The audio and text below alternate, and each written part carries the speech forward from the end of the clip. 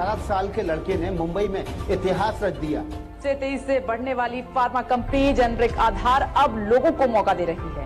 काळा बाजार सुरू आहे। एक इंजेक्शन हजारों रुपयांना विकला जात असताना एक 18 वर्षीय तरुण देवदूत बनून रुग्णांच्या मदतीला धावलाय Arjun Deshpande. Please welcome Arjun Deshpande of Generic Aadhar. What's about the road ahead? Joining me now is Arjun Deshpande, the founder and CEO of Generic Aadhar. राष्ट्रपति मुर्मू से मिले युवा उद्यमी अर्जुन देशपांडे। राष्ट्रपति से ने देश भर में सस्ते औषधियों को लेकर चलाए जा रहे अभियान की जमकर तारीफ। Congratulate Mr. Deshpande for what he has achieved.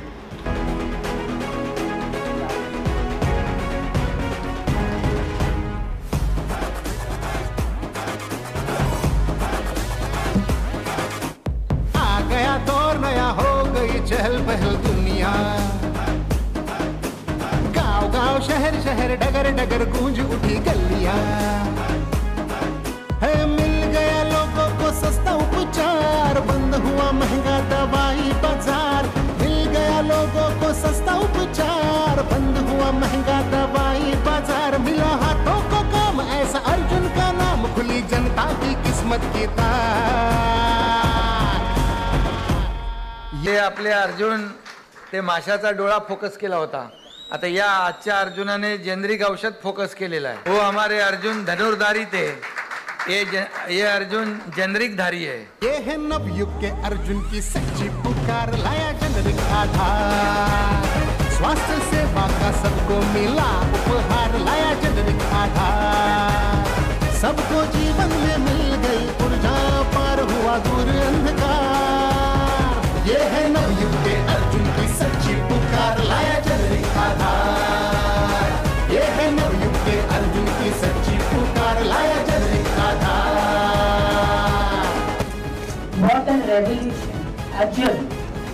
And तुम्हाला सगळ्यांना माहित असेल पण मीडियाला माहित नसेल, हा आहे 20 वर्षाचा मुलगा आणि त्यांनी हे साम्राज्य क्रिएट केलंय।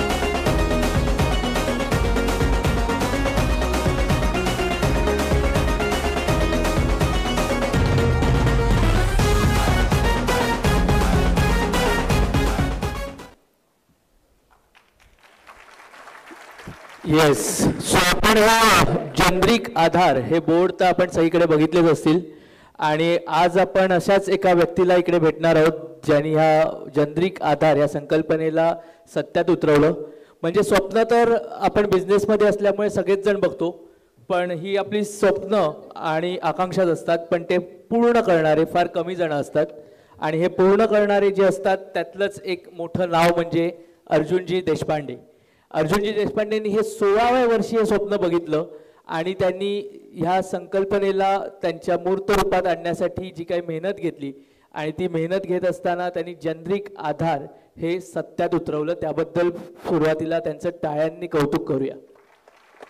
आणि हेच सर्व मार्गदर्शन पुढे आपल्या लोकांपर्यंत पोचावं यासाठी आज अर्जुन देशपांडे झगडत आहेत। ते भारताच्या आजच्या सर्वसामान्य जनतेचा आधार बनलेत, तसंच त्यांच्या मनात एक अग्रगण्य स्थान प्राप्त करून आज प्रत्येक भारतीय घरात घरात एक प्रसिद्ध असं नाव हे अर्जुन देशपांडे झालेले आहे। सो प्लीज वेलकम तरुण तडफदार उद्योजक अर्जुन देशपांडे।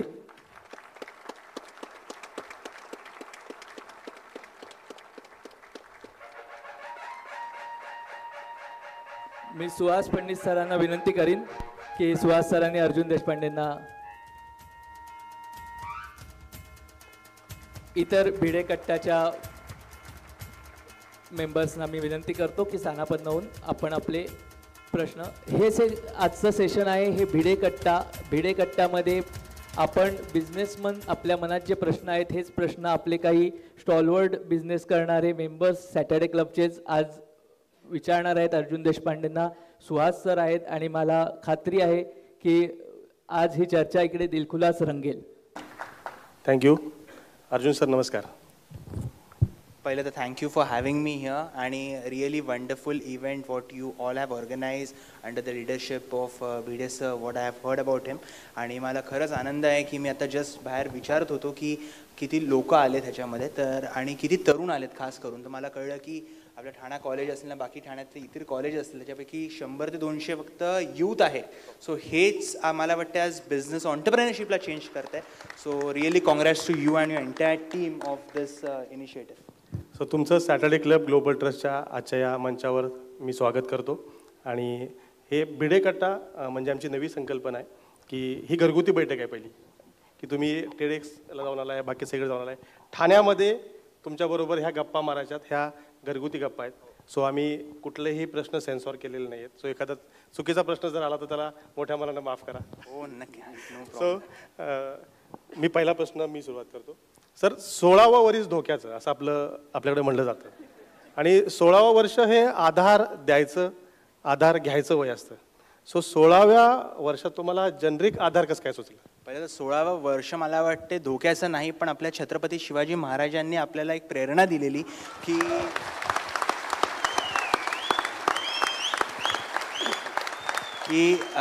आपण काहीतरी नवीन जेव्हा घडवून आणू शकतो आपल्या देशाकरता, तर मला वाटते सगळे चांगली कामं 16व्या वर्षीच होतात. आणि ते पण मी म्हणजे आपण असं म्हणूया का 16वं वर्ष मोक्याचं पण आणि कामाचं पण. येस.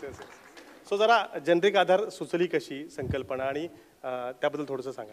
मला वाटते जेनरिक आधारची जेव्हा मी सुरुवात केलेली, मी कधी पण म्हणजे 16 एज होतं फक्त माझं, जस्ट माझं 10th स्टँडर्डची एक्झामिनेशन झालेली. आणि तेव्हा तुम्हाला माहिती असेल 10th स्टँडर्ड आणि 11th स्टँडर्डच्या मध्ये आपल्याकडे 2-3 महिन्याची गॅप असते. तेव्हा मी असंच एका मेडिकल स्टोअरवरती गेलो, काहीतरी सामान घ्यायला गेलो असेल मी, आणि तिथे मी बघितलं की एक आजोबा होते 70-80 इयर्सच्या आसपास, आणि त्यांना मेडिसिन्स ते मेडिकल स्टोअरवाल्याला विचारत होते, आणि मेडिकलवाल्याने त्यांना बिल दिलं एवढं मोठं. त्याचं कॉस्टिंग बिलचं होतं अमाऊंट वॉज 15,000 रुपीज. तर त्यांच्याकडे तेवढे पैसे नव्हते तेव्हा. त्यांनी त्याच्यावरती क्रेडिट मागितला मेडिकल स्टोअर ओनरला, आणि तो मेडिकलवाला देत नव्हता. तुम्हाला माहितीच आहे मेडिकलवाला का कोणाला क्रेडिट देईल, तर ते खूप टेन्शनमध्ये होते. मी त्यांना विचारलं काय मेडिसिन्स कसलेत, काय आहे. त्यांनी मला सांगितलं त्यांच्या वाईफला कॅन्सर होता, आणि त्यांचा मुलगा जो होता मुंबईमध्ये ऑटो रिक्षा चालवतो, आणि त्यांच्याकरता 15,000 रुपये दर महिन्याला. It was really very high for him at that point of time. तर मी जस्ट फक्त ते मेडिसिनचं नाव ॲज अ क्युरिओसिटी मी नेटवरती टाकलं, गुगलवरती टाकलं की manufacturing cost of the same medicines कितीची आहे. तर तुम्हाला माहिती आश्चर्य वाटेल सगळ्यांना की 15,000 रुपयांना जी गोष्ट विकली जाते मेडिसिन्स, ते फक्त मॅन्युफॅक्चरिंग होत होतं 3,000 रुपयात आपल्याच देशात. आणि आपण 3,000 रुपयांमध्ये एक्सपोर्ट देखील करत होतो त्या मेडिसिनचं. पण जी मोठी सप्लाय चेन असते ना, आता ह्यूज प्रॉफिट्स असतात, तर 3,000ची गोष्ट 15,000 रुपयांना, मतलब मेडिसिन्स हे कुठले लक्झरियस प्रोडक्ट तर नाही आहेत, ते आपला परफ्यूम नाही, गॉगल नाही आहेत, ते आपल्या सर्वसामान्य जनतेची एक बेसिक नेसेसिटी आहे. तर मला वाटलं ते कुठे ना कुठेतरी सॉल्व्ह केलं पाहिजे. सो मी फक्त आणि फक्त म्हणजे 14,000-15,000नी सुरुवात केलेली बिझनेसची. आणि मला वाटते मी पहिले 200-300 मेडिकल्स फिरलो, मग त्यांना कन्वर्ट करायचा प्रयत्न केला. कारण की मी विचार तर करू शकतो की मला 140 करोड लोकांपर्यंत पोहोचायचं, पण पोचायचं कसं, ते काय सोपी सरळ गोष्ट नाही आहे. पण मी विचार केला कुठे ना कुठेतरी मी काहीतरी प्रॉब्लेम सॉल्व्ह करू शकतो, सुरुवात झाली पाहिजे. सो मग तिकडनं घरी न सांगता सुरुवात केलेली, आणि मग तिकडनं ती जर्नीची सुरुवात झाली. सर. अर्जुन सर नमस्कार, मी डॉक्टर संतोष कामेरकर. सर, तुम्ही जसं आता म्हणालात की तुम्हाला त्या मेडिकलमधून गेल्यानंतर तुम्हाला ती आयडिया, ती तुमची कल्पना सुचली, पण त्यानंतर पुढे अशा कल्पना अनेक लोकांना सुचतात. तर ती प्रॅक्टिकल आणताना सुरुवातीला काय अडचणी आल्या, आणि त्यातून तुम्ही सुरुवात कशी केलात, ती सुरुवात महत्त्वाची असते. नाही, नक्कीच. पहिली गोष्ट तर आयडियाज आज सगळ्यांकडे आहेत आपल्याकडे. आयडियाज असं नाही की कोणाकडे नसतात. म्हणजे तुम्ही एक इव्हन 10 वर्ष, मतलब मी आज अख्ख्या इंडियामध्ये फिरतो, यूथला भेटतो, सिनियर सिटीजन्सला भेटतो, तर मी असा व्यक्ती नाही भेटला मला जो मला भेटल्यानंतर बोलतो की मला काहीतरी बिझनेस करायचं आहे. सगळे मला बोलतात की मला हे करायचं ते करायचं आहे. But what is the important thing in entrepreneurship, जो ई असतो ऑन्टरप्रेनरशिपमध्ये, तो नेहमी स्टँड होतो एक्झिक्युशन करता. जर का आपण आपल्या आयडियाला एक्झिक्यूट नाही करू शकलो. सो मी माझ्या एज ऑफ 16 मध्ये अजून मतलब 4-5 वर्षापूर्वी मी विचार केला सुरुवात करूया कुठे ना कुठेतरी. आणि जो 0 to 1ची जी स्टेप असते, म्हणजे जसं की 0 to 1 आपल्याला वाटतं खूप चॅलेंजिंग आहे, पण आपण ती पहिली स्टेप जेव्हा घेतली ना, त्याच्यानंतर 1 to 10ची स्टेप खरं हार्ड नसते. सो लोक आपल्याबरोबर उभे राहतात, फक्त ते पहिलं पाऊल आपण नक्कीच घेतलं पाहिजे. आणि मला वाटते जर का ते एक पहिलं पाऊल घेतलं, आपण रिसर्च केला, मार्केट ॲनालिसिस केलं, जसं म्हणजे जे मी प्रॉब्लेम सॉल्व्ह केला ते खरं म्हणजे आज असं कोणी व्यक्ती इथे नसेल मला नाही वाटत ज्यांच्या घरी आजी आजोबा असतील ना, तर कोणी असेल त्यांना मेडिसिन्स लागत नाही दर महिन्याला. ब्लड प्रेशर असेल, डायबिटीज असेल, ॲव्हरेज मेडिसिनचं बिल सगळ्यांचं मी सांगू शकतो की 3-4 ते 5,000 रुपयांमध्ये तर मिनिमम असेल. ते जेव्हा मी 1,500-1,000 रुपयांवरती आणतो, तर लोकांची जेव्हा ब्लेसिंग्स मिळतात ना, सो मला वाटतं त्याच्यावरती आज प्रॉब्लेम सॉल्व्हिंग बिझनेसवरती आपल्या युवांनी काम केलं पाहिजे. सो ब्लेसिंग्स तर सर मिळतातच, पण जसं अर्जुनाला श्रीकृष्णाचं ब्लेसिंग मिळालं होतं आणि आपण सगळ्यांनी त्यावेळेस गीता सांगितली गेली, तसं तुम्हाला सुद्धा श्री रतन टाटांचं ब्लेसिंग मिळालं आणि तुम्हाला सुद्धा विचारलं गेलं की तुम्हाला कुठलं पुस्तक आवडतं. तुम्ही पहिलं नाव भगवद्गीतेचं घेतलं होतं. सो मला त्यातून तुम्ही काय शिकलात आणि ते कसं इम्प्लिमेंट केलं? मला एक गोष्ट या अख्ख्या जर्नीमध्ये कळली की अर्जुनाला पण पहिला बाण हातात घ्यायला लागतो तरच आपल्याला कृष्ण मिळतो. तर आपण सगळ्यांनी पहिलं तर म्हणजे बाण हातामध्ये घेतला पाहिजे आणि त्याच्यानंतरच म्हणजे कृष्ण. म्हणजे माझ्याकरता रतन टाटा सर हे नेहमीच म्हणजे माझ्याकरता जेव्हा मी सुरुवात केली म्हणजे मला वाटते तेव्हा माझे खूप कमी स्टोअर्स असतील आणि खूप कमी सिटीजमध्ये आपला प्रेझेन्स होता, तेव्हा त्यांना रतन टाटा सरांना जेव्हा आपण उल्लेख करतो त्यांचा, तेव्हा त्यांना आपल्या सगळ्यांना माहिती असेल हेल्थकेअर इंडस्ट्रीमध्ये खरंच काहीतरी नवीन करायची इच्छा आहे. त्यांचा तर एज खूप जास्ती आहे पण त्यांना करायची खूप इच्छा आपल्या देशाकरता गावागावांमध्ये जायची. म्हणजे मी आज स्वतः म्हणजे मी जेवढा या वयामध्ये आपल्या गावागावांमध्ये फिरलोय, फक्त महाराष्ट्र नाही पूर्ण देशात, बिहार असेल, ओडिसा असेल, उत्तर प्रदेश असेल, मला खरं एक गोष्ट जाणीव झाली आहे त्याची की आज आपली इंडिया जे खरं भारत जे आपण म्हणतो ते आज पण 40 किलोमीटर्स अवे आहे मुंबई, दिल्ली, हैदराबाद, बँगलोरपासून. म्हणजे तुम्ही जेव्हा 40 किलोमीटर लांब जाल तिकडचे प्रॉब्लेम जेव्हा तुम्ही समजून घ्याल लोकांचे, तर मला वाटतं रतन टाटा सरांना त्याच्यावरती काम करायची खूप इच्छा होती. आणि जेव्हा त्यांनी माझं पहिलं टेडेक्सचं टॉक बघितलं की how and 17 years old kid is changing the dynamics of the pharma industry, त्यांना खूप आवडलं. तर माझी पहिली मीटिंग फक्त त्यांच्याबरोबर 20 मिनिटाची होती आणि ती माझी चालली अराउंड 3 hours पर्यंत, 2 ते 3 तास. मला वाटते की जर का आपल्याकडे विजन असेल आणि करायची क्षमता असेल तर चांगले चांगले लोक, म्हणजे फक्त रतन टाटा सर नव्हे पण चांगले चांगले लोक आपल्या मागे खंबीर उभे राहतील. फक्त ते पहिलं पाऊल आपल्याला घेता आलं पाहिजे ॲज अन ऑन्टरप्रेनर. सो मी तेच सगळ्यांना सांगेन की पहिलं पाऊल, आता राष्ट्रपती मॅडम झाले आपले, नाहीतर आपले प्राईम मिनिस्टर सर झाले, सगळ्यांनी मला ॲप्रिशिएट केलं. इव्हन आपले महाराष्ट्राचे CM झाले, उत्तर प्रदेश, सगळे मतलब इव्हन सगळ्यांनीच. तर मला वाटतं फक्त एक सुरुवात केली पाहिजे, लोक उभी राहणार आपल्याबरोबर, फक्त त्यांच्याकरता आपण वाट नाही बघितली पाहिजे की कोणतरी आता उभं राहून मग त्यानंतर आपण सुरू करू, नाही. So that is. माझं नाव नेहा कारेकर. अर्जुन सर, तुमचं एक वाक्य आहे की मेडिसिन टिल द लास्ट माइल. तर तुम्ही कसं काय सर्वसाधारण माणसापर्यंत कसं पोचवाल हे जे काय तुमचं जेनरिक आधारचं the vision of your company, किंवा त्यांच्यापर्यंत तुमचं कसं काय कंपनी पोचवाल? आजच्या as on date, every day to day, म्हणजे आपण मला वाटते दर दिवसाला कमीत कमी 15 लाख लोकांचे पैसे दर दिवसाला वाचवतो. आपले पूर्ण देशामध्ये 3000पेक्षा जास्ती आउटलेट्स आज झाले. त्याच्यामध्ये आपण सिम्पल म्हणजे मी इकोसिस्टम जे आपण म्हणतो ना की आज एवढ्या कमी वेळामध्ये आपण म्हणजे 3 वर्षामध्ये 4 वर्षामध्ये आपण 3000 आउटलेट केले कसे? तर केले असे की आज छोट्या छोट्या गावांमध्ये आपण 3000, जेव्हा मी स्टोअर म्हणतो तर 3000 फक्त स्टोअर नाही आहेत, 3000 मायक्रो ऑन्टरप्रेनर आहेत. म्हणजे मी जेव्हा म्हणजे 3000 मायक्रो ऑन्टरप्रेनर, 10,000 डायरेक्ट इनडायरेक्ट रोजगार, एम्प्लॉयमेंट आपण मागच्या फक्त 4 वर्षात दिली. आता जेव्हा हे करत असताना आपल्या एक स्टोअरच्या माध्यमातून आपण मेडिसिनचं बिल डायरेक्ट लोकांचं कमी करतो आणि तो डायरेक्ट इम्पॅक्ट पडतो. माझं टार्गेट पुढच्या 3 वर्षामध्ये 10,000 स्टोअर्स आहे. म्हणजे आज मला गर्व आहे सांगताना की आज मतलब चायनाची बॉर्डर आहे त्याच्यामध्ये बिहारचं एकदम लास्ट जे कॉर्नर आहे तिथे पण आज जनरिक आधारचं स्टोअर आहे. जेव्हा 370 आर्टिकल जेव्हा निघालं तर त्याच्यानंतर we were the first pharma company to open the store in Jammu and Kashmir. म्हणजे आज आपलं स्टोअर तिथे गर्वाने आपण जनरिक आधारचे स्टोअर तिथे तिकडच्या लोकांना देखील मेडिसिन्स आपण पुरवतोय कमी दरामध्ये. आणि तिकडचे आपण डॉक्टर्स झाले, सगळे लोक झाले, ते आज पण माझे व्हिडिओज आहेत, ते लोक बोलतात की हमारे गाव में बड़ी बड़ी कंपनीज नहीं आएगी पण जनरिक आधार का बोर्ड दिखा. तो मला वाटते हे एक विचार असतो, फक्त एक विचार जर का असेल तर आपण नक्कीच काय बदल घडून आणू शकतो. सो जे 2 भाऊ होते त्यांना पहिल्यांदा तुम्ही फ्रँचायझी किंवा तुमचे मेडिसिन ठेवले, सो त्यांची मानसिकता कशी बदलली? कारण आपल्याकडे पहिल्यांदा काहीच फ्रँचायझी नव्हती, बॅकग्राऊंड काही नव्हतं. सो सुरुवात त्यांच्याशी बोलताना कशी काय सुरुवात केली आणि त्यांनी कशा काय माल ठेवला?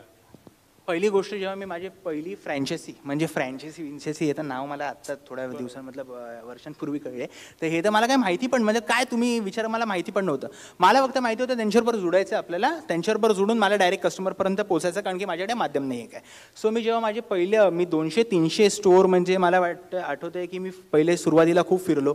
मला खूप सारे मेडिकल्स म्हणजे 200-300 मेडिकल्सनी तर मला नाही बोललं, 2-3 महिने म्हणजे मी फिरत होतो. माझं पहिलं मेडिकल असं कन्वर्ट झालं, मी त्यांना बोललो की मी डायरेक्ट तुम्हाला मॅन्युफॅक्चरिंगकडनं मेडिसिन्स आणून देईल, तेच क्वालिटीचे मेडिसिन्स लोकांना फायदा होईल. आणि आज जे ऑनलाईन कंपनीज आल्यात जे आपल्या दुकानच्या बाहेर गाड्या लावतात, वरती डिलिव्हर करून जातात, आपल्या काय फायदा नाही. सकाळी आपण 7ला उघडतो, रात्री 10ला बंद करतो.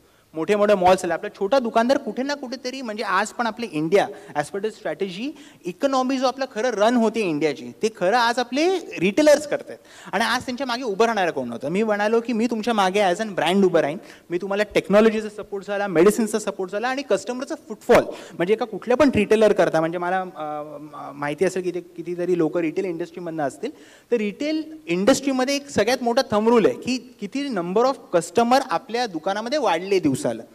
सो मी त्यांना तेच सांगितलं की जनरिक आधार नंतर तुमच्या कस्टमर जर का 100 असेल तर 50 तर होणार नाही आहेत, तर नक्कीच 100-200 होणार आहेत आणि जर का ते 100-200 जेव्हा झाले तर तुमचा प्रॉफिट पण नक्की वाढणार आहे आणि लोकांना फायदा होणार आहे. तर मी म्हणालो की नुकसान जर का झालं ते माझं प्रॉफिट झाला तर दोघांचा. सो तिकडनं ती सुरुवात झाली. Great great. नमस्कार अर्जुन सर, मी संगीता शिंपी. मोठ्या मोठ्या फार्मा कंपन्यांचे त्यांचे ब्रँड वितरित करण्यासाठी खूप स्ट्रॉंग सिस्टीम असते आणि तेवढीच स्ट्रॉंग सिस्टीम आता तुम्ही डेव्हलप करताय आणि हे फार कमी वेळात करताय. म्हणजे त्यांना तुम्ही चॅलेंज केलं एक प्रकारे. तर हे जेव्हा तुम्ही त्यांना चॅलेंज केलं तर त्यांच्याकडून तुम्हाला काही त्रास झाला का, काही प्रॉब्लेम क्रिएट करण्यात आला का? पहिलं तर म्हणजे मी जेव्हा सुरुवात केली तेव्हा तो छोटे मोठे तेव्हा थ्रेड्स वगैरे यायचे, पण तेव्हा मला काय ना मला लोकांनी सिरियसली नाही घेतलं कारण की तेव्हा त्यांना वाटलं की एक छोटासा मुलगा करून पण किती करेल. तर त्याच्यामुळे मला वाटतं की तो माझ्याकरता खरंच खूप इम्पॅक्टफुल गोष्ट झाली. आणि जेव्हा या अशा गोष्टी होत होत्या आणि त्याच्यानंतर रतन टाटा सरांनी इन्व्हेस्ट केले, मीडियामध्ये गोष्टी आल्या आणि आपण डायरेक्ट लोकांना सांगतो त्याच मॅन्युफॅक्चरिंगमधनं म्हणजे जिकडनं MNC कंपनीज बनवून घेतात त्याच मॅन्युफॅक्चरिंगमधनं आपण विकत घेतो. म्हणजे मशीन सेम, API सेम, सगळं सेम. म्हणजे आपण डायरेक्ट व्हिडिओज आहेत आपल्याकडे त्याच कंपनीमधनं मागे तुम्ही बघाल तर सेम कंपनीज. ते लोक विकतात ती गोष्ट 1500ला, मी विकतो तीच गोष्ट 500ला. सो कॅन्सरपर्यंत म्हटलं आता कोविडच्या काळामध्ये आपल्या माहिती असेल रेमडिसिविर झालं, हायड्रॉक्सिक्लोरोक्विन झालं, आपण फ्री ऑफ कॉस्ट हजारो लोकांना विकले. म्हणजे तेव्हा एक एक गोष्ट 50,000 1 लाखाची होती. मी तेव्हा पण म्हणजे मला खूप थ्रेट्स आले कारण की तेव्हा ब्लॅक मार्केटिंग खूप मोठ्या प्रमाणामध्ये चालत होतं की एक रेमडिसिविर 1 लाख रुपयांना विकायची. मी तेव्हा मेसेज दिला मीडियाच्या माध्यमातून की हा टाइम ब्लॅक मार्केटिंगचा नाही आहे, हा time give back to the society आहे. सो मी तेव्हा फ्री ऑफ कॉस्ट वाटले आणि तेव्हा फक्त मला 1000 रुपयांनाच पडलेली ती. ॲक्च्युअल मॅन्युफॅक्चरिंग कॉस्ट रेमडिसिविरची फक्त 1000 रुपये होती. सो मला वाटते की ॲज अ फार्मा इंडस्ट्री या सगळ्या गोष्टी होणार, पण जेव्हा तुम्ही काम चांगलं करत असणार सो आपण करत राहायला पाहिजे. आपण या गोष्टींचा विचार केला, चॅलेंजेसचा विचार केला तर आपण वाढूच नाही शकणार कधी. So that is. नमस्कार, मी रत्नाकर देशपांडे. डॉक्टरांनी एखादं मेडिसिन प्रिस्क्राईब केलं तर आपल्याला माहीत असतं की जेनेरिक मेडिसिन हे ब्रँडेड मेडिसिनपेक्षा स्वस्त आहे. जर मी एखाद्या मेडिकल स्टोअरमध्ये गेलो आणि मला जर का जेनेरिक मेडिसिन मागायचं असेल तर मी काय नक्की मागायचं त्यांच्याकडे, कारण डॉक्टरांनी प्रिस्क्राईब केलेलं मेडिसिन वेगळं असतं. नाही नाही, आता ही गोष्ट खूप चेंज होते. म्हणजे डॉक्टर्स पण असतील आपल्यामध्ये तर ॲज ऑन डेट टुडे डॉक्टर्सला कंपल्सरी गव्हर्नमेंटने सांगितलं आहे, मोदीजींनी आपल्या सुप्रीम कोर्टने सांगितलं की जनरिक मॉलिक्युल म्हणजे कुठले पण डॉक्टर्स असतात, फार्मसिस्ट असतात, जेव्हा एक्झाम लिहितात तेव्हा त्यांना विचारतात म्हणजे पेपरमध्ये की कोणाला जर का फिवर आला तर काय देणार, तर पॅरासिटामॉल. पण काही लोक त्याच्यानंतर काही मधल्या काळामध्ये काही लोकांनी तिथे पर्सनली ब्रँड नेम वगैरे लिहितो, पण ही गोष्ट तर चेंज होते, लोकांना अवेअरनेस होते. तर मला वाटते जेव्हा ही गोष्ट चेंज होईल अजून जास्ती तर लोकांना डायरेक्ट त्याचा फायदा होईल. आणि आपण पॅरासिटामॉल जसं आपण रेमडिसिविर म्हणालो तर remdesivir is not in brand name, it is a molecule name. So मॉलिक्युलच्या नावाने गोष्टी घेतल्या पाहिजे. म्हणजे एका सिटीमध्ये कुठल्या मॅन्युफॅक्चरिंगकडे जास्ती पैसे तो खर्च करतो आणि त्या गोष्टीला जनरिकला ब्रँड बनवतो. सो आपण तीच गोष्ट under one name of generic Aadhaar आपण अफोर्डेबल करून लोकांपर्यंत डायरेक्ट पोहोचवतो. So that is the thing. सो बरेच इन्व्हेस्टमेंट केल्यानंतर बऱ्याच मोठ्या मोठ्या कंपन्या खूप कॅश बर्न करतात आणि तरीसुद्धा त्या प्रॉफिटेबल नसतात. सो जेनेरिक आधार प्रॉफिटेबल आहे का, पहिली गोष्ट? डे वनपासनं. म्हणजे मी ही गोष्ट सगळ्यांना म्हणजे मी सांगेन की प्रॉफिटेबिलिटी याच्यावरती फर्स्ट प्रायोरिटी आपली असली पाहिजे. का असली पाहिजे याच्या मागे कारण आहे, कारण की don't run behind the investors should run behind you. म्हणजे आज मला खरं I am proud to say that म्हणजे की आपले जसं की आता जस्ट कोणतरी अँकरिंग करत असताना बोलले की आपले इंडियाचे टॅलेंट जे असतात ते आउट ऑफ इंडिया जातात आणि आपल्या टॅलेंटचा तिकडच्या दुसऱ्या कंट्रीजला बेनिफिट मिळतो. पण मला खरं अभिमाने सांगायला की आज जपानमध्ये सगळ्यात मोठी इन्व्हेस्टमेंट मी भारतामध्ये आणली आणि आपण इकडच्या 10,000 लोकांना एम्प्लॉयमेंट दिली त्याची. तर मला वाटते की म्हणजे ह्या सगळ्या गोष्टी त्याच्यामध्ये नाही आल्या पाहिजे आणि आपण नवीन नवीन इनोव्हेशन करत राहिलं पाहिजे. आणि प्रॉफिटेबिलिटी म्हणजे डे वनपासून जनरिक आधारित आणि प्रॉफिटेबल. आणि मी कधीच कोणाकडे इन्व्हेस्टमेंट मागायला स्वतः गेलो नाही. समोरनं माझ्याकडे अप्रोचेस आले आणि जेव्हा तुम्ही चांगलं काम कराल, चांगलं प्रॉब्लेम सॉल्व्ह कराल तर नक्कीच ही गोष्टची फरक नाही पडला पाहिजे तुम्हाला. सो तुम्ही जेव्हा पहिल्यांदा त्या 2 भावांना माल विकला त्यावेळेस तुम्ही तुमचा प्रॉफिट अगोदर काढून घेतला आणि नंतर त्यांच्या प्रॉफिटमध्ये तुम्ही शेअर मागितला नाही. सो हे त्या लहान वयात कसं सुचलं की आपला प्रॉफिट अगोदर काढून घ्यायचा, कारण नंतर एकदा प्रॉफिट झाल्यावर पुढचा माणूस देईल की नाही माहीत नाही. हे बरोबर बोलला का? नाही सिरियसली हे प्रॅक्टिकल गोष्ट आहे की एकदा जर का तो प्रॉफिट त्याच्याकडे गेल्यानंतर म्हणजे नाही होणार ती गोष्ट. आणि सुरुवातीला आली ती विचार आला आणि त्या गोष्टी तेव्हा केल्या, तर देवाची कृपा होती. सो त्याच्याने त्या गोष्टी झाल्या. ग्रेट. नमस्कार, मी संजय वजे. एकीकडे देशातली जी तरुणाई आहे ते म्हणतात की आमच्याकडे रोजगाराच्या संधी उपलब्ध होत नाही आहेत, बेरोजगारी आहे वगैरे. आणि दुसरीकडे चांगले जे उद्योजक आहेत त्यांचं म्हणणं असतं की आम्हाला चांगली मॅनपॉवर मिळत नाही. तर याची स्किल्ड मॅनपॉवर आणि हा जो सगळा नेहमी याच्यात MSMEचे लोक ट्रॅपमध्ये लागलेले असतात. तर या प्रश्नाला नेमकं तुम्ही कसं डील केलं स्केल करत असताना? तुमच्या मॅनपॉवर रिलेटेड जो प्रश्न आपल्याला नेहमी येतो उद्योजकाला स्केल करताना, त्या प्रश्नाला तुम्ही कसं डील केलं ह्युमन रिसोर्सेसला? मला वाटते जेव्हा तुम्ही काय म्हणजे सुरुवातीला तर ह्यूज प्रॉब्लेम्स म्हणजे चांगले चांगले लोक आपल्याबरोबर जोडून घ्यायला खरंच खूप मोठे प्रॉब्लेम्स येतात. पण जेव्हा गोष्टी होतात म्हणजे आज माझ्याकडे असा एकही दिवस नाही की माझ्याकडे दिवसाचे 150 ते 200 रिझ्यूम्स दिवसाचे येत नाही.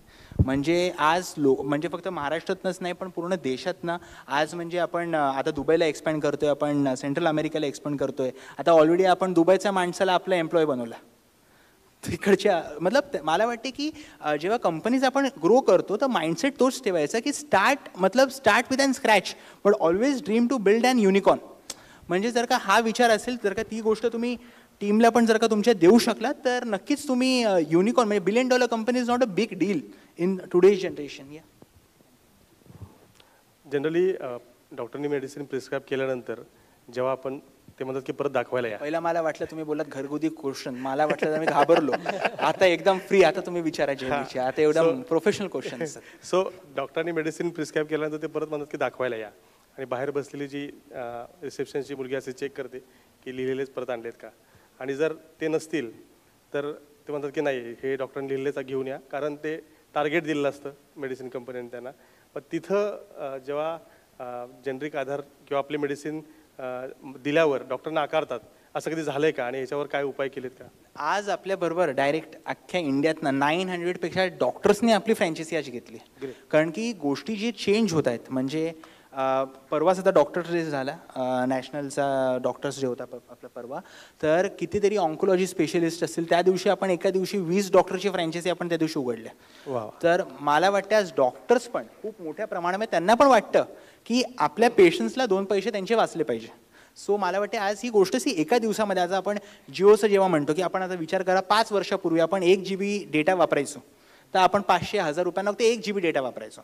ती गोष्टीचा विचार रिलायन्सने मला वाटतं 10-15 वर्षापूर्वी केला आणि त्याच्यामुळे 5 वर्षापूर्वी आपण सगळ्यांनी त्या गोष्टी वापरल्या आणि आज ते एक रिव्होल्युशन आलं. अनलिमिटेड डेटा म्हणजे किती पण आपण वापरतो अँड सो. सो मला वाटतं ही एक सुरुवात आहे, फक्त ही रिव्होल्युशनची एक सुरुवात आहे फार्मा इंडस्ट्रीमध्ये. आणि तरी रिव्होल्युशन सुरुवात असताना मी म्हणतो की आज आपण तुम्ही म्हणाल की मी 100% पोचलो नाही, मी तर म्हणतो मी 1% पण नाही पोचलो, अजून 100% पोचायचं आहे.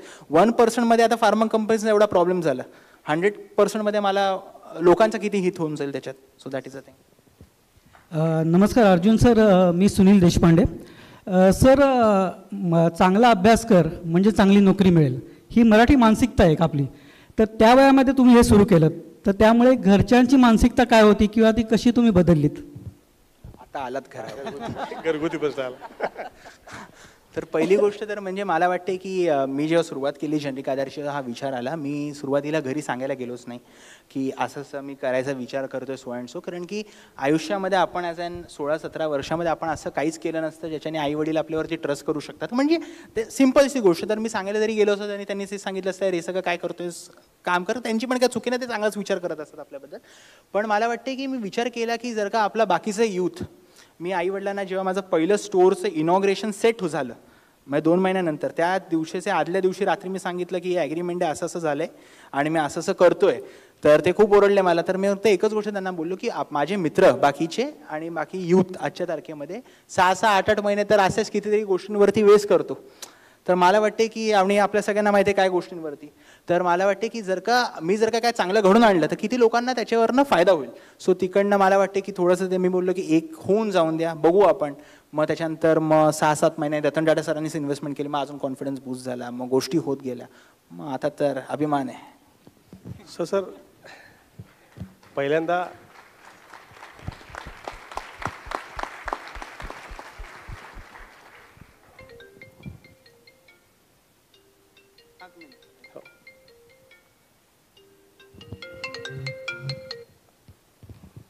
सो पूर्वी असं लोक म्हणायचे की हार्डवर्क गरजेचं आहे. काही काळानंतर लोक म्हणले की अरे गधा मेहनत नको, स्मार्ट वर्क केलं पाहिजे. पण आता कोविडनंतर आपल्या सगळ्यांना असं जाणवतं की नेटवर्कशिवाय पर्याय नाही. सो तुम्ही तुमचं नेटवर्क कसं उभं केलं भारतभर, भारताच्या बाहेर तुम्ही जपानमधून इन्व्हेस्टमेंट आणली. सो हे नेटवर्क करण्यामध्ये करताना तुम्ही काय काय गोष्टी केल्या? मला वाटतं ॲज अन ऑन्टरप्रेनर, एक ऑन्टरप्रेनरचं खरं काम हे खरं नेटवर्क करणंच असतं. म्हणजे नेटवर्कच करतानाच बिझनेस उभारतात आणि बिझनेस होतात.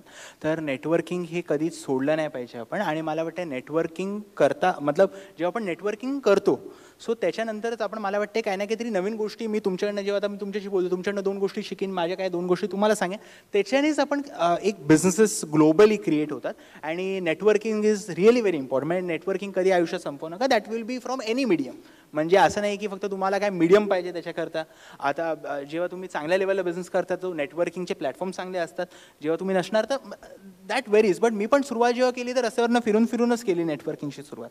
सो असं नाही की तुम्हाला डे 1ला तुम्ही बोलाल की मी काचेच्या ऑफिसमध्ये जाऊनच मला नेटवर्किंग करायचे, त्या प्रॉपर मीटिंग्सच मला मिळाल्या. पण असं विचार पण करू नका, होणार नाही आहे. कारण की ज्याच्याकडे आपण चाललो त्याने आधीच अख्खी दुनिया बघून झालेली असते. सो मला वाटते की आपण इनोव्हेशन आपल्यामध्ये नेटवर्किंग करता पण करायचं असेल आणि तो माझी रेसिपी आहे ती. तर सिक्रेट रेसिपी. Secret recipe. नमस्कार अर्जुन सर, मी मीना चौधरी. आपण सगळेजण रतन टाटांना नेहमीच सगळीकडे मीडियात वगैरे बघत असतो, खूप काही ऐकत असतो. पण तुम्ही तर वयाच्या 16व्या-17व्या वर्षीच त्यांना प्रत्यक्ष भेटलात. तर कसे आहे होतं रतन टाटा? आम्हाला पण जरा थोडंसं सांगा ना त्यांच्याबद्दल. मला वाटते की ॲज अ पर्सन म्हणजे ॲज अ पर्सन त्यांच्याकडनं जेवढं शिकणं, मतलब मी सांगतो की आपलं इंडियाचं youth is really fortunate to get Ratan Tata sir born in India. म्हणजे कारण की त्यांच्याकडनं आपण जेवढं शिकू शकतो as a youth of the country. कारण की त्यांनी त्यांच्या अख्ख्या आयुष्यामध्ये एवढ्या गोष्टी घडवून आणल्यात. म्हणजे मला आता त्यांच्याशी माझं भाग्य मी बोलू शकतो की मला त्यांच्याशी नेहमी भेटायला मिळतात, त्यांच्याकडनं गोष्टी शिकायला मिळतात. मला वाटतं आणि ते यूथपर्यंत मी पोहोचवतो देखील की आपण काही ना काहीतरी नवीन गोष्टींवर काम केलं पाहिजे. जे आपण गोष्टी बनवतोय ते सस्टेन केल्या पाहिजे, त्या एक्सपेंड केल्या पाहिजे. कस्टमर नीड समजली पाहिजे. म्हणजे विकू हे नका जे आपल्याला विकायचं आहे, विका ते जे लोकांना घ्यायचं आहे. सो मला वाटतं ही जेव्हा आपण गोष्ट माइंडमध्ये ठेवतो की आपल्याला लोकांकरता गोष्टी बनवायच्यात, लोकांकरता क्रिएट करायच्यात. म्हणजे प्रॅक्टिकल सांगतो तुम्हाला, पैसे आता फॉर मी पैसे तर डेफिनेटली आपण जे चांगलं काम करणार तर पैसे आपण कमवणारच, ठीक आहे. पण पैसे कमवता कमवता तुम्हाला सॅटिस्फॅक्शन मिळालं पाहिजे. म्हणजे जनरिक आधार सुरू केल्यानंतर मला एकही दिवस असा नाही गेला आहे की सकाळी उठल्यानंतर मला वाटले की आज मला जायचं नाही आहे, म्हणजे जे काय काम मला. मग every day is a new. So मला वाटतं रतन टाटा सरांकडनं ही गोष्ट शिकण्यासारखी आहे की जे काही तुम्ही करता ते 100% एफर्ट्सनी करा. आणि त्यांना आपल्या देशाकरता खरंच खूप काम करायची इच्छा आहे. आणि मला वाटतं त्यांचं काम as a youth of the country आपण नक्कीच ते पुढे घेऊन गेलो पाहिजे. नमस्कार सर, मी डॉक्टर मनीषा बनकर. सोशल मीडियावर आम्ही पाहिलं प्रसिद्ध कुस्तीपटू द ग्रेट खली यांच्यासोबत तुमचं इंटरॅक्शन झालं. तर नेमकं त्याच्यामागचं प्रयोजन काय होतं इंटरॅक्शन करण्याचं, किंवा त्यांच्याकडून तुम्ही काय हेल्थ टिप्स घेतल्या? ते आलेले म्हणजे मला वाटतं आपलं प्रोडक्टचं लॉन्चिंग होतं आपलं इथेच ठाण्यातच टिपटॉपला आपण मोठं इव्हेंट ठेवलेला. तेव्हा कली पण माझ्या कनेक्शनमध्ये होते. तर तेव्हा ते आलेले, त्यांना आपण इन्व्हाइट केलं. सो तेव्हा म्हणजे त्यांच्याकडनं शिकण्यासारखं काय आहे, अंडी खा, चिकन खा. तर जोक सपाट, म्हणजे सिरियसली बोलले, मस्ती नाही करत आहे की कलींकडनं म्हणजे त्यांनी पण त्यांच्या फील्डमध्ये आपल्या देशाचं नाव रोशन केलं. आणि अशा लोकांकडे म्हणजे आता इव्हन सरदार सिंग जी असतील, जी हॉकीचे इंडिया कॅप्टन आहेत, ते माझे खूप चांगले आहेत. नाही तर आपले नीरज चोप्रा जी आपल्या ऑफिसला आता जस्ट ठाण्याला मध्यंतरी येऊन गेले, ज्यांनी आपल्या इंडियाकरता गोल्ड जिंकले. तर मला वाटतं सगळ्यांचं मोटो आपल्या इंडियाकरता काही ना काहीतरी करायचं आहे. आणि अशा लोकांबरोबर जेव्हा तुम्ही ओळखी करता नाही तर ओळखतात आपण एकमेकांना, तर काय काय ना काहीतरी आपला माइंडसेट, म्हणजे आपण म्हणतो ना की आपल्या सराउंडिंगचे लोक आपला माइंडसेट चेंज करायला हेल्प करतात. सो दॅट इज रिअली, म्हणजे तुम्ही 4 दिवस निगेटिव्ह लोकांमध्ये जा, म्हणजे तो कोणी आहे, जर का एक्झाम्पल देतो तुम्हाला, सगळ्यात चांगल्यातला चांगला पॉझिटिव्ह व्यक्ती तो पण 5व्या दिवशी तो हळूहळू विचार करा. आणि जर का तुम्ही पॉझिटिव्ह लोकांबरोबर राहा, जर का तुम्ही जर का एकदम टायर्ड जरी झाला असणार तरी तो विचार करून करून तुम्ही पॉझिटिव्ह होणार. So that is a mindset आणि तो is very important in life. So म्हणजे प्रत्येकाकडून काहीतरी शिकण्यासारखं नक्कीच आहे आणि तुम्ही ते घेता. नीरज चोप्रांच्याकडून काय, कारण एखादा सलग असा परफॉर्मन्स करत राहणं, गोल्ड घेणं आणि एक परफॉर्मन्स झाला की दुसरा परफॉर्मन्स, सो ही मानसिकता जी आहे खेळाडूची त्याच्याकडून काय म्हणजे इंटरॅक्शन झालं? Dedication, patience. म्हणजे जेव्हा आपण कुठल्या पण स्पोर्ट्समॅनचं म्हणतो आणि ऑन्टरप्रेनरचं पण म्हणतो, मी त्या दोघांना कोरिलेट करीन. कारण की पेशन्स असणं, म्हणजे आपल्याला वाटतं की आता इथे सगळे बिझनेस करायची इच्छा ठेवताना बिझनेस करतायत. मला वाटते जर का पेशन्स नसेल की सक्सेस, मला म्हणजे मला खूप लोक, आता मध्यंतरी एक एक्झाम्पल देईन तुम्हाला की मला 3-4 यंगस्टर्स भेटले आणि मला ते म्हणाले की मला 3 वर्ष झाली, आमचा कुठलाही बिझनेस सक्सेस नाही झाला. तर मी त्यांना म्हणालो की 3 वर्षामध्ये 3 बिझनेस, मग ते म्हणाले की 3 बिझनेस आम्ही 3 वर्षात केले. मी म्हटलं अरे 3 वर्षामध्ये 3 बिझनेस क्या बात आहे. मी नाही बोललो त्यांना. मी म्हणालो की 3 वर्षामध्ये 3 बिझनेस जर का तुम्ही केलं तर तुम्हाला स्वतःच्या बिझनेसवरती 1 वर्ष तुम्ही नीट नाही देऊ शकत. तर तुम्ही काय एक्सपेक्ट कराल की तुमचे कस्टमर ट्रस्ट करतील, तुमचा इन्व्हेस्टर ट्रस्ट करेल? नाही करणार. एका कंपनीवरती पेशन्स ठेवा. तसं स्पोर्ट्समॅनचं पण आहे की ते जर का आज ते गोल्ड जिंकले, त्याच्या मागे त्यांचं 5-10 वर्षाचं हार्डवर्क आहे, तर आज जाऊन ते गोल्ड जिंकतात, आपल्या इंडिया करतात. तर ऑन्टरप्रेनरशिपमध्ये पण the same thumb rule goes on. So patience continuous is very important की फॅक्टर्स. नमस्कार सर, मी डॉक्टर अदिती पाटील. आमच्या सॅटर्डे क्लबमध्ये 5000पेक्षा जास्त उद्योजक आहेत आणि फार्मा बॅकग्राऊंडचेही त्यात बरेचसे असतील ज्यांना तुमची फ्रँचायझी घ्यायला आवडेल आणि त्यांच्या ओळखीतलेही अजून असतील who would like to connect with you franchise घ्यायला. त्या व्यतिरिक्त आमच्याकडे अनेक वेंडर्स आहेत जे तुम्हालाही उपयोगी पडू शकतात. तर ह्या मंचावरून गेल्यानंतर तुमच्याशी संपर्क करणं आणि कम्युनिकेशन लाईन कंटिन्यू करणं हे कसं करू शकतो सर? पहिलं तर म्हणजे मी सांगेन की सॅटर्डे क्लब तुम्ही म्हणाले जसे 5000 लोक तुमच्यावर जोडलेत. म्हणजे मी आता बाहेर नीनाजींशी बोलत होतो, मला त्यांनी सांगितलं की आज मी विचारलं किती लोक आहेत, तर ते म्हणाले की 1000 लोक आहेत. मी पहिला विचार मनामध्ये केला 1000 जर का ऑन्टरप्रेनर्स आहेत तर आज 1 लाख नोकऱ्या आपण निर्माण करूनच बाहेर जायचं. तर मला वाटते की संपर्क म्हणजे फ्रँचायसीबद्दल तर आज म्हणजे दिवसाला देवाच्या कृपेने आपल्याकडे असंख्य अशा पूर्ण देशातनं लीड्स येतात. त्याच्याकरता आपली प्रोसेस असते. मग आपण सगळ्यांना फ्रँचायसी देत नाही. क्रायटेरियाज आहेत आपले. म्हणजे आपण फ्रँचायसीची कॉस्ट म्हणजे जी असते ती मी 20 लाख 30 लाख आता ठेवू शकतो, मी बिलकुल ठेवली नाही. 1 लाखामध्ये डायरेक्ट फ्रँचायसी म्हणजे आपण, पण त्याच्यामध्ये काय म्हणतात क्रायटेरियाज आहेत, करायची इच्छा. 1 लाखात आज सगळे कोणी टाकेल मेडिकल चालू करायला, पण जर का त्याची इच्छा असेल काम करायची, ग्राउंड लेवलवरती बिझनेस करायची, त्यांनाच आपण हे करतो. तर आपली टीम आहे त्यांच्याबरोबर ते नक्कीच संपर्क करू शकतात. सर, सोशल मीडियावर जेनरिक आधारची व्याप्ती आम्ही आता 2 वर्षापूर्वीचा व्हिडिओ पाहिला तेव्हा आम्हाला 500 कोटी, तुम्ही आता 1500 कोटी सांगितलं. सो आत्ता जेनरिक आधारची नक्की व्याप्ती किती आहे आणि पुढच्या 5 वर्षाचं काय विजन आहे?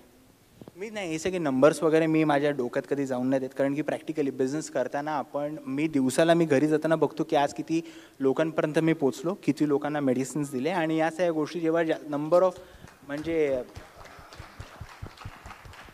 ते उद्दिष्ट आहे म्हणजे. आणि 1500 करोड काय, आपण 1.5 लाख करोडवरती पण पोचू.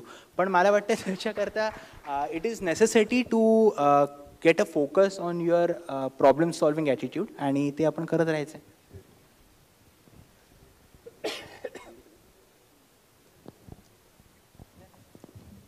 अर्जुनजी, आमच्या सॅटर्डे क्लबमध्ये आमच्या सगळ्या उद्योजकांना प्रशिक्षण दिलं जातं, मेंटॉरिंग, LDP, बिझनेस मेंटॉरिंग. तर आपण असं कोणतं प्रशिक्षण घेतलेलं आहात का, किंवा आपले कोण मेंटॉर आहेत का की जेवढा मोठा बिझनेस एक्सपांड करताना तुम्हाला मार्गदर्शन घेताय तुम्ही, किंवा काय शिकलात का आपण? कृष्ण बोललो ना तर आपण कृष्णांबद्दल आपल्या, मग गीतामधूनच आपण. नाही कृष्ण, रतन टाटा सर. रतन टाटा, हो. ग्रेट. सर, तुमच्या कंपनीमध्ये ऑलरेडी रतन टाटांनी काय इन्व्हेस्ट केलेत. आता पुढचं जे काय वाटचाल आहे त्या याच्यात अजून कुठल्या इन्व्हेस्टर्सला तुम्ही काय ऑफर करू शकाल, किंवा त्यांना तुम्ही कसं काय, what is the offering that you will? आजच्या तारखेत वी आर प्रॉफिटेबल. म्हणजे मी इन्व्हेस्टमेंट घेण्याच्या दृष्टीने कधी म्हणजे मला त्याच्यात इन्व्हेस्टमेंट घ्यायची म्हणून मी घेत नाही कधी, कारण की आता प्रॉफिटनीच आपण एक्सपॅन्शन करतो. आणि मला वाटतं ॲज अन ऑन्टरप्रेनर म्हणजे स्टार्टअप्स आजच्या तारखेमध्ये इंडियामध्ये फेल होण्याच्या मागचं हेच मोठं कारण आहे की सगळ्यात मोठी इन्व्हेस्टमेंट जी स्टार्टअप्स घेतात तेच सगळ्यात जास्त त्यांना सवय लागते बर्न करायची. म्हणजे दरवर्ष जर का तुम्ही बघाल ॲज अ बॅलन्स शीट, म्हणजे आता मी ऐकत होतो बॅलन्स शीटबद्दल कोणतरी काहीतरी चांगलं म्हणालेत की बॅलन्स शीट समजणं. जर का दरवर्ष जर का आपण 6,000 करोड आपल्या कंपनीमध्ये इन्व्हेस्टमेंट घेतली आणि दर वर्षाला आपण 1,000 करोड बर्न करतोय, तर आपण 6 वर्षामध्ये कंपनी संपली. सो मला वाटते इन्व्हेस्टरवरती डिपेंड राहणं एका ऑन्टरप्रेनर करता सगळ्यात मोठी चॅलेंज आहे.